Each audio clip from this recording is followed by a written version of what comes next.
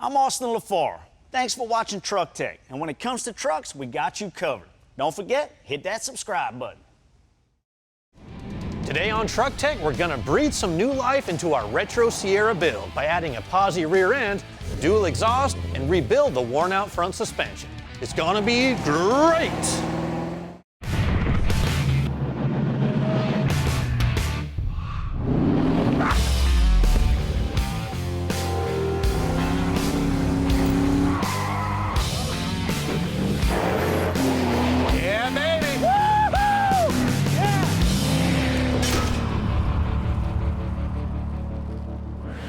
Today we're going to be spending a little more quality time with our 2002 GMC Sierra that's built in a throwback style. And last time we installed its centerpiece, the chrome double hoop roll bar with a set of 4 KC highlighters on top.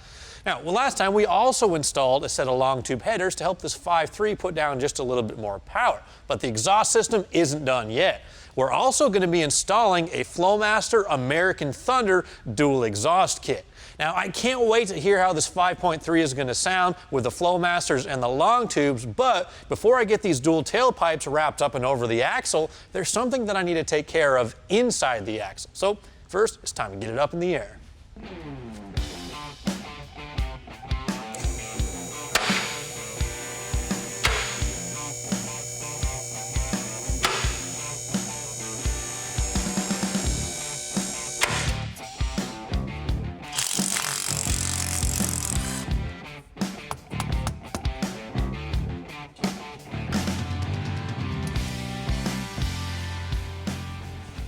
There are 3 main styles of differential that you'll find in a solid rear axle. Number 1 is an open differential. Now those are great for driving on the street, but pretty poor for performance driving because when you apply horsepower, usually only one wheel is gonna spin, which isn't great for accelerating. The second major style is a limited slip, and there are several subsets of limited slip, but they all work essentially the same way. Basically, there's some sort of a clutch mechanism inside that will distribute power between both rear wheels. So when you're on the gas, you'll spin both wheels. But when you're driving on the street, it will still allow for a difference of speed, so when you're cornering, you won't be chirping the tires and wearing them out prematurely. The third major set of differential is some sort of a locker or a spool. Now those provide great traction whether you're off-road or at the drag strip. However, when you're driving on the street, you're going to be chirping a tire, which can lead to handling problems, premature tire wear, and just a general annoying sound. Now, this particular type of truck, GM calls this differential a Gov-lock or a locking differential. But technically, it's not a locker, not in the traditional sense. It's more of a limited slip that can engage or disengage. Here's kind of how it works. On this cross shaft, there's a little counterweight that flips out as there's a difference in wheel speed. Now, centrifugal force will fling this thing out, and when the wheels are about 200 RPM difference, it'll catch on this little engagement plate, which forces out a wave plate, which engages a clutch pack, hence making it locking, but technically limited slip. Now, the nickname for this thing, like I said, is Gov-bomb, based on its nickname of Gov-lock. And that kind of gives you an idea of what happens. Basically, these small pieces, as the truck's mileage increases, or maybe it's seen some abuse, now, these little pieces can fling off and fall on the bottom of the case, but usually they don't go straight down. They'll get caught in between the ring and pinion. And when that happens, all sorts of carnage will ensue, and usually you have to replace everything inside the carrier. We don't want to have that happen, so we're going to replace this with something a little bit better. But we got to get started by pulling off the tires.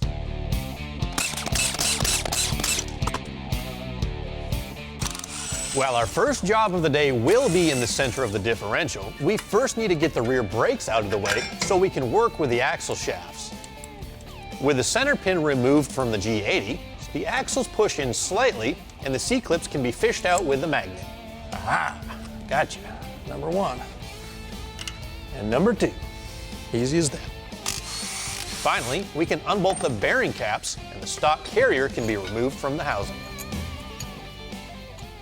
Our GMC is equipped with an 8.6-inch 10-bolt rear differential with a 30-spline shaft. And for that application, Summit Racing sells just about every style of differential that we talked about.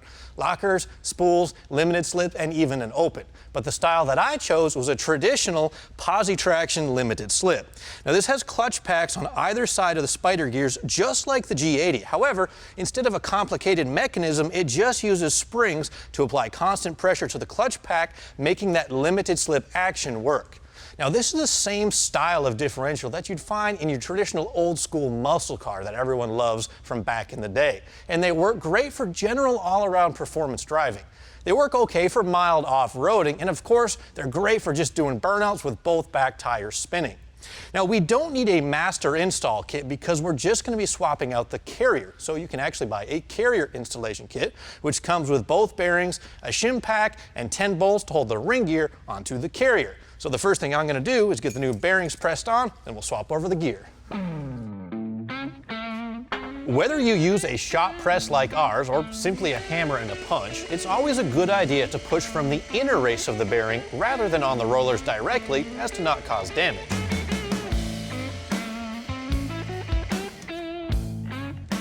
I've got the ring gear cleaned up, and it slides onto the new POSI.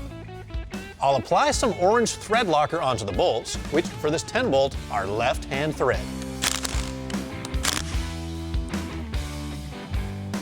They torque to spec at 65 foot-pounds. We've got the new differential loaded up, and we have no more worries about that old G80 exploding and taking out that 10 bolt. Now, the stock 373s on here are going to work great for what we have in mind, so there's no need to re-gear.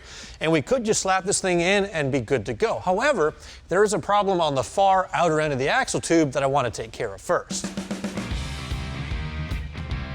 A common problem on a higher mile truck is leaky axle seals, and ours are definitely letting out oil, and it's a simple repair. Once the seal is persuaded out of its home, and since we're here, I'm going to use a slide hammer to remove the old wheel bearings so we can replace those as well. Next, we need to do a little housekeeping to clean up all the oil and brake dust. The new bearing installs with an aluminum driver and a few taps from a hammer. And the oil seal follows suit.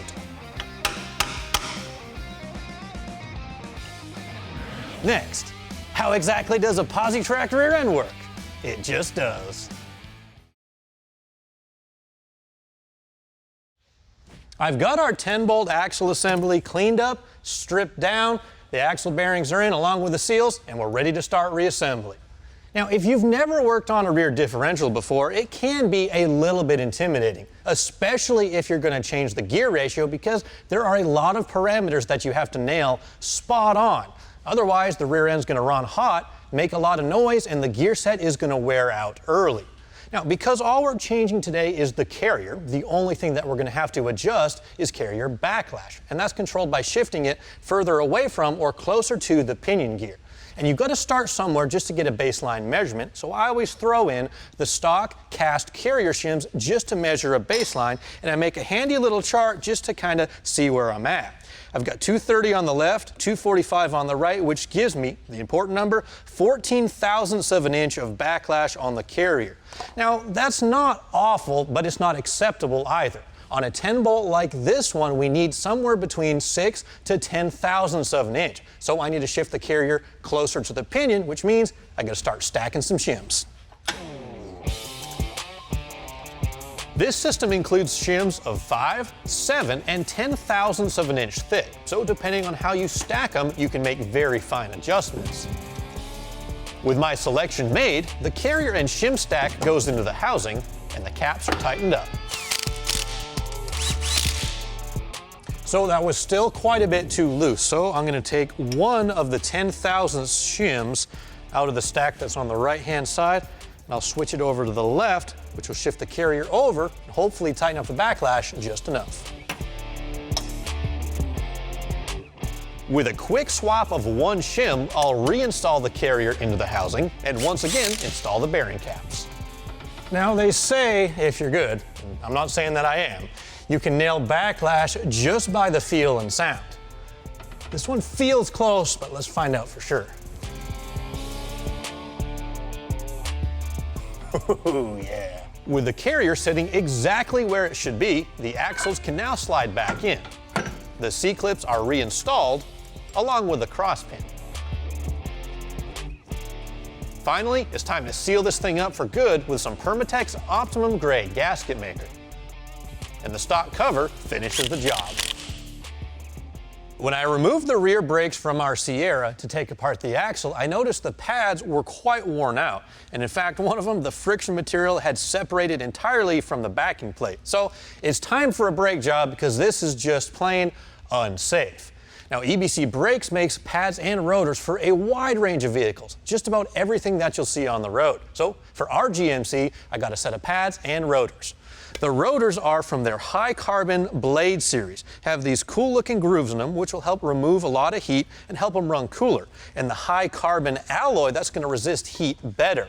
As far as the pads go, we chose their extra duty line, which are designed specifically for trucks and SUVs. And this is one of their longest lasting compounds, and it has a lot more grip than a OEM replacement does.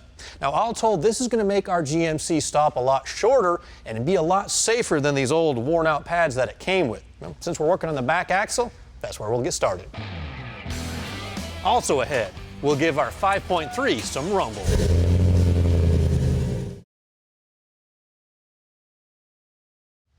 Over the last couple decades, Ford produced millions of the 4.6-liter V8, whether it was the earlier 2-valve version or the later 3. Now, either way, they had their fair share of problems and would occasionally need to be replaced. But rather than waiting around for a machine shop to get yours done, you should check out PowerTrain Products because they have both 2 and 3 valves in stock and ready to ship. And when they rebuild these things, they don't take any chances with the block. If it's cracked or needs a helicoil thread repair, or if the deck surface needs more than 5/1000ths of an inch taken off, they just trash the block and move on to the next ones. And the cylinder heads receive a similar treatment. They're pretty much all brand new. They've got new springs, guides, seals, and even the valve seats. So basically, you're getting a 100% brand new engine. And they have different warranties available all the way up to 7 years. So to get your Ford back on the road, be sure to check out PowerTrain Products. Since we're building our GMC to be sort of like a throwback to a mid-90s truck, there's one thing it absolutely has to have: dual exhaust. Now, we picked this up from Flowmaster, and it's one of their American Thunder exhaust kits, and it splits from a single exhaust up front to dual tailpipe. Now, you have the choice with this particular setup to either run the tips turned out to the side or straight out the back, which is what we're gonna do. Now, this is their American Thunder kit, and it has a Super 40 muffler in the middle. And that's what's going to give this truck that iconic throwback rumble. I just can't wait to hear how this thing sounds. Now, the kit is made from 409 stainless steel, which means it's going to last a lifetime. And number two, it's going to bolt on easily because it uses all the factory hanger locations, and there's no drilling or fabrication required. Now, before we get this thing on, though, we're going to get the old parts off.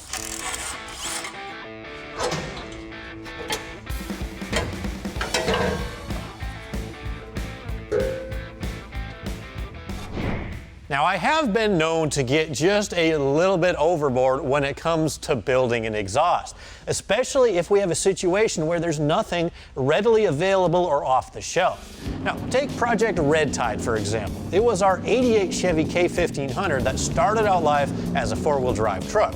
We lowered it down, converted it to all-wheel drive, and then put in an LS engine with a long tube header. So needless to say, there was no exhaust kit off the shelf that would fit the needs that we wanted to accomplish. So we started out and built a 100% custom stainless steel 3-inch dual exhaust, complete with an X-pipe, dual tailpipes, and quad exhaust tips resembling a C5 Corvette. Now, as fun as that was, well, it took about 4 days of building, especially considering we have to make television, to get that exhaust done, fully welded, and installed. Now, if you're working at home, you don't want to spend 4 days on your back, on your floor, building a custom exhaust. And that's where the appeal of a bolt-on kit like this comes in. Everything is engineered to fit, it goes in the stock hangers, and it'll sound great. You can do it in probably a half hour. Let's grab that muffler.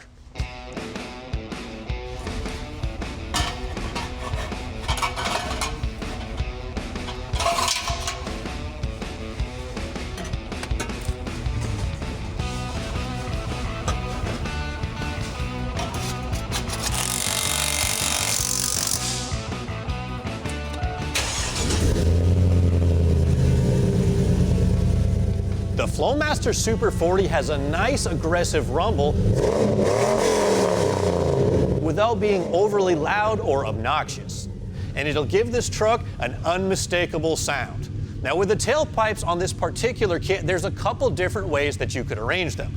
I have them sort of set on an inboard arrangement because to me, it lines up nicely with the kickers of the roll bar that's in the bed.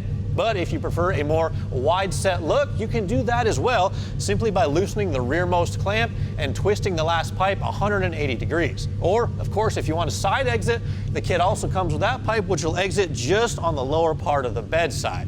Again, it's totally up to you. Now the exhaust is done and we're ready to move on to the next job of the day, which is the front suspension. Our 02 Sierra has just under 260,000 miles on the odometer. But I'm really not too worried about the major mechanical parts because, well, these GM full-size pickups will pretty much last forever. But that doesn't mean you won't have to do the odd repair every now and again, especially in the front end. Now in the future, we plan on running a little bit taller wheel and tire, and that's going to accelerate wear on some already worn out front end parts. So I just figured we'll get ahead of the curve and replace everything. Rock Auto offers replacement parts for just about any vehicle on the road, and there are different grades to choose from depending on your budget and application, whether that's economy, daily driver, or even heavy duty. Now, whenever possible, I prefer to grab preloaded control arm assemblies because of how much work it's going to save you. The lower bushings, ball joints, and shock mounts have already been pressed into position, and it's all painted so it's going to look good and last for a very long time. Now these upper control arms is kind of neat because they're specific for a lifted application with the offset hole in the upper bushing, which is going to help that front end alignment get into spec. So we have everything we need, we just have to tear apart the old parts. Coming up, we'll put our POSI to the test.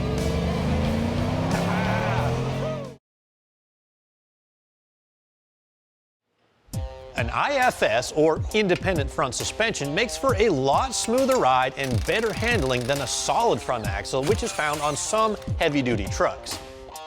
This is because when one side of the truck hits a bump in the road, the other side remains unaffected.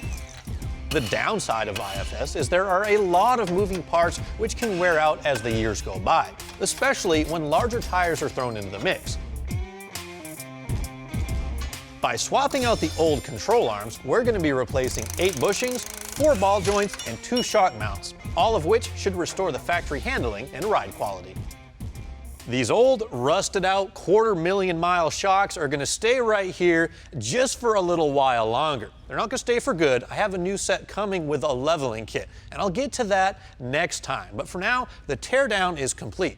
The only thing that I found that I wasn't really anticipating was the CV axles. The outer boot on the driver's side was really torn up and all the grease had flung out and basically put a nice layer of greasy oil over everything in the front suspension, and the joint was just a little bit worn. So I've ordered a new set of replacement CV axles for both sides, but I can still continue progress on the suspension and I get the A-arms bolted back into place. The rebuild starts with a torsion bar sliding through the control arm, then lining up the bushings with the mount holes in the lower frame. Next, the shock goes back into place, which holds the suspension in position. The upper arm now goes in, and I'll set the alignment bolts to roughly midway through their travel. The spindle attaches to both the lower and upper ball joint. The castle nuts are torqued, and the cotter pin slides in, which keeps it from loosening up. Our new unit bearing assembly bolts onto the spindle, followed by the CV axle shaft, which slides into position. A single nut secures it to the wheel bearing, and 6 bolts hold it to the front differential. Done. The EBC rotor goes on, along with the caliper bracket, the brake pads, and finally the calipers. Last thing going on up front is a new sway bar end link. With the suspension raised roughly halfway, I'll tighten the lower and upper control arm bolts. Finally, the torsion bar keys are reinstalled, which means this suspension job is complete. Well, that wraps up the rebuild of our front suspension, and you can more or less use these steps on any GM truck from '88 on up. And if you were paying attention, you'd probably notice that there were a couple of bolts that I didn't tighten up, mainly the ones that hold the control arms onto the chassis. Now, the reason I didn't tighten them up yet is because the suspension is drooped out, and wherever you tighten up a rubber bushing, it's going to get kind of tight, and it'll bind as you try to twist it up or down. So I just prefer to tighten these when the suspension is at ride height. Now, normally that would require bolting the wheels on and putting the truck on the ground, but because I haven't indexed the torsion bars yet into the cross member, I can easily do it now with a pole jack. The new tires for our GMC have just arrived, and I chose a 305/70 on a small, by today's standards, 16-inch wheel for that old school look. Plus, it'll go along nicely with the raised white letters on the sidewall. This is a General Grabber ATX, and it's an all-terrain tire which is going to work great on the street. It'll drive nice and quiet, but you can also use it year-round in the ice and the snow. Now, our new wheels have also just showed up, and I'm tempted to get this mounted on the truck right away. But we also just installed a new POSI and some loud exhaust. So as a car guy, there's one thing that I'm obligated to do first with these old tires. You guys probably know what's coming next, because as far as I'm concerned, there's only one way to properly test that all these upgrades have worked. There it goes, she's coming alive. Full tire spinning, the exhaust sounds great. If you guys have any questions about anything you've seen today, be sure to check us out at PowerNationTV.com.